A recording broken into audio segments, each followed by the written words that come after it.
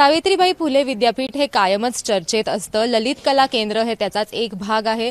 तिथे नाटकावरून जो गोंधळ झाला त्याबाबतच आता पुढे काय घडणार आहे, तर आपल्याबरोबर सागर वैद्य आहेत, त्यांच्याकडनं जाणून घेऊयात। आज विद्यापीठामध्ये एक बैठक पार पडली, काय झालं नेमकं बैठकीत? तुम्ही कुलगुरूंना भेटलात, काय त्यांच्याकडनं सांगण्यात आलंय? दिव्यानी, आपल्याला माहिती गेल्या आठवड्याभरामध्ये जे काही सगळा प्रकार घडला त्याच्यामुळे खरं तर देशभरामध्ये पुणे विद्यापीठाच्या बद्दल एक अत्यंत चुकीचं अशा पद्धतीचं चित्र निर्माण झालं। एक जे प्रभू श्रीराम हे संपूर्ण देशाचे मर्यादा पुरुषोत्तम आहे।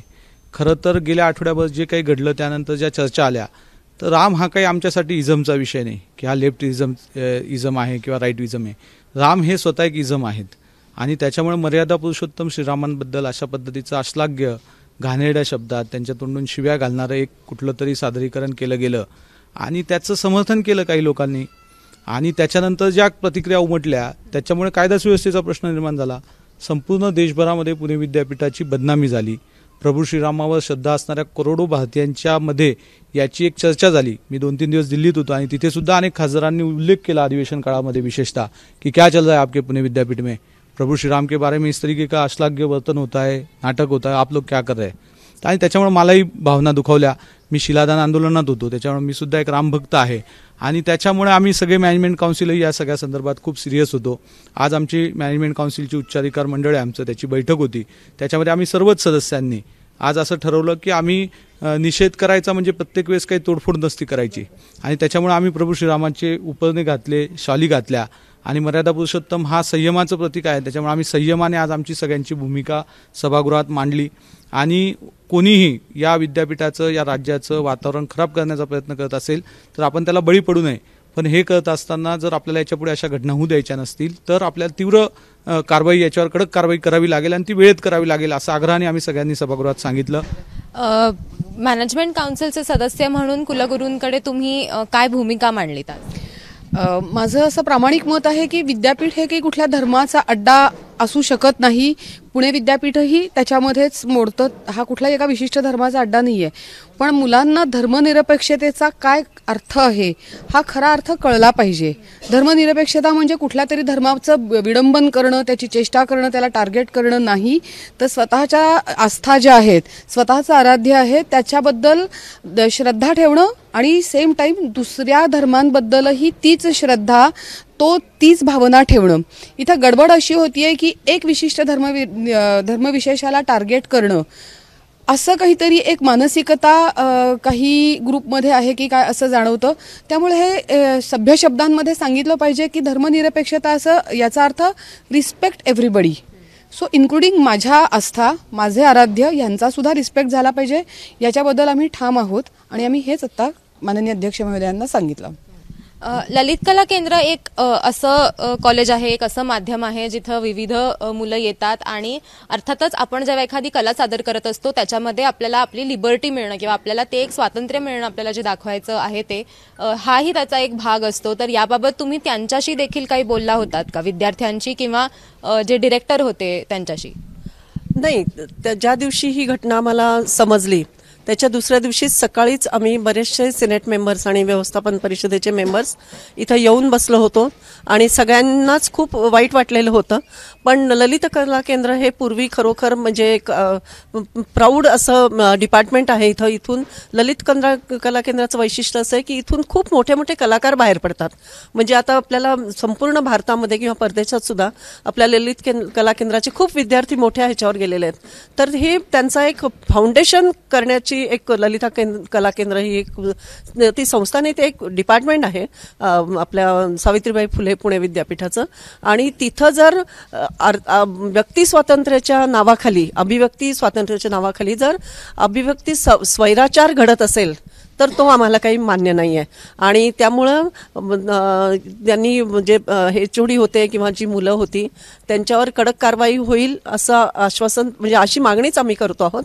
पण त्याच्यामध्ये सुद्धा जे नियमाच्या चौकटीत बसून जे काही केलं जाईल आणि अशी घटना परत पुणे विद्यापीठात घडणार नाही अशी ग्वाही आम्हाला कुलगुरूंनी दिलेली आहे। अभिव्यक्ती स्वातंत्र्य म्हणजे काय? बरोबर। एकच मिनिट, मी पुढचा प्रश्न असा आहे की आता याच्या पुढचं पाऊल नेमकं काय असणार आहे आणि कुलगुरूंकडनं तुम्हाला काय आश्वासन दिलं गेलं आत्ताच्या बैठकीनंतर की ते काय पावलं उचलणार आहे त्याच्या पुढे? खऱ्या अर्थाने पुणे विद्यापीठ हे विद्येचं माहेरघर समजलं जातं. या विद्येच्या माहेरघरामध्ये अशा प्रकारच्या घटना ज्या आहेत त्या खऱ्या अर्थाने निंदनीय आहेत, घडायला नको पाहिजेत.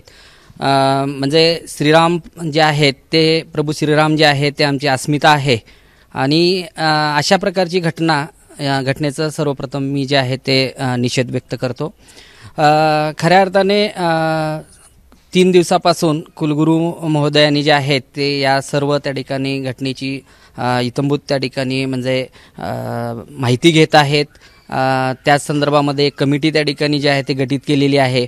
पण आमचं म्हणजे मॅनेजमेंट काउन्सिल मेंबर म्हणून जे आहेत सदस्य म्हणून की अशा घटना ज्या आहेत ते पुन्हा घडू नये यासाठी सरांना आम्ही आत्ताच जे आहे ते त्या ठिकाणी सांगितलं की बाबा याच्यावरती काहीतरी ठोस उपाय जे आहेत ते त्या ठिकाणी आपण केले पाहिजेत, जेणेकरून अशा प्रकारच्या दुर्दैवी घटना ज्या काळीमा म्हणजे विद्यापीठाच्या नावाला त्या ठिकाणी काळीमा फासणाऱ्या ज्या काही घटना आहेत त्या पुन्हा घडू नये. तर सरांनी जे आहे ते या संदर्भामध्ये आमचं समाधानकारक त्या ठिकाणी म्हणजे म्हणणं जे आहे ते ऐकून घेतलं आणि योग्य ती कारवाई करण्याचं आश्वासन दिलेलं आहे. समाधानकारक तुम्हाला उत्तर जे आहे ते कुलगुरूंकडनं मिळालेलं आहे, आश्वासन त्यांच्याकडनं मिळालेलं आहे, पण नेमकं त्यांनी काय सांगितलं? बघा, असं आहे की कुठलाही कारवाई करताना प्रोसिजर फॉलो करायला लागेल. मधल्या काळात एचओडींना अटक झालेली होती, गुन्हा दाखल झाला आहे. त्याच्यामुळे ते ज्यावेळेस तिथून बाहेर आले त्यानंतर त्यांना आता शोकॉज नोटीस बजावलेली आहे.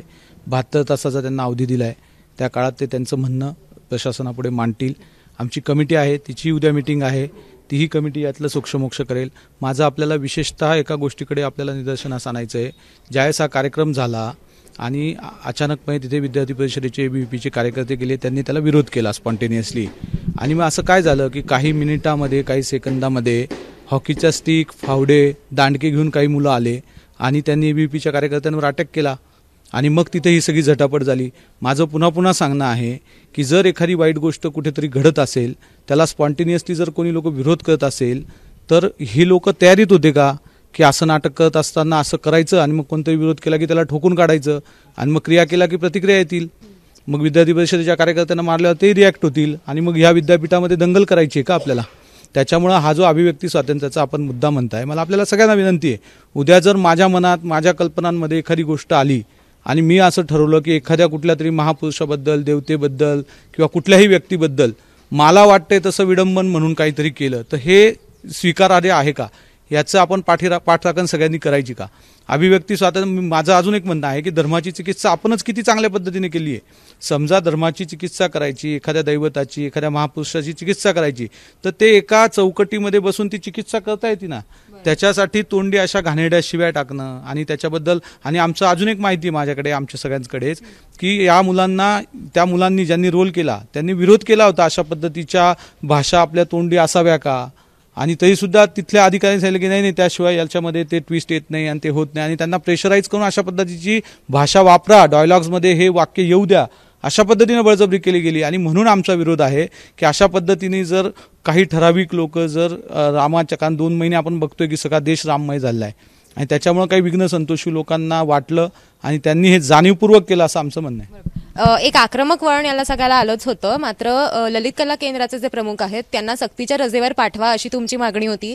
त्याच्यावरती तुम्हाला कुलगुरूंकडनं काय सांगण्यात आलं? हे बघा, ज्याची चौकशी चालली आहे तो जर पदावर असेल तर कशा पद्धतीने चौकशी निष्पक्ष होईल हे तर जनरल आहे. त्याच्यामुळे त्यांना सक्तीच्या रजेवर पाठवलं पाहिजे होतं आणि त्याच्यामुळे त्यांना अटक झालेली असल्यामुळे नियमानुसार शोकॉज नोटीस दिली आणि त्यांनी ती नोटीस स्वीकारलेली आहे. ते आजही कामावर रुजू झाले नाही आणि आमची अपेक्षा आहे की ते सुद्धा हे सगळे नियम पाळतील. कुठल्याही पद्धतीने जोपर्यंत कार्यवाही पूर्ण होत नाही तोपर्यंत त्यांनी ड्युटीवर येऊ नये, अन्यथा याच्या प्रतिक्रिया 100% उमटतील. याचं कारण सांगतो, आपण प्रत्येक वेळेस जर कायद्याचा सोयीसोयीने अर्थ काढला, आपण सोयीसोयीने अहिंसक झालो आणि आपल्या पद्धतीने अभिव्यक्तीचे अर्थ काढून जर आपण लोकांची बदनामी, लोकांच्या भावना दुखवण्याचे उद्योग केले तर 100% या क्रियेला प्रतिक्रिया लोक देतील. आणि त्याच्यामुळे आमची इच्छा आहे की विद्यापीठाचं वातावरण चांगलं राहावं, याचा JNU होऊ देऊ नका अशी आमची सगळ्यांची आग्रही मागणी आहे आणि त्याच्यासाठी आम्ही शेवटपर्यंत सगळेजण सभागृहामध्ये लढत जाऊ.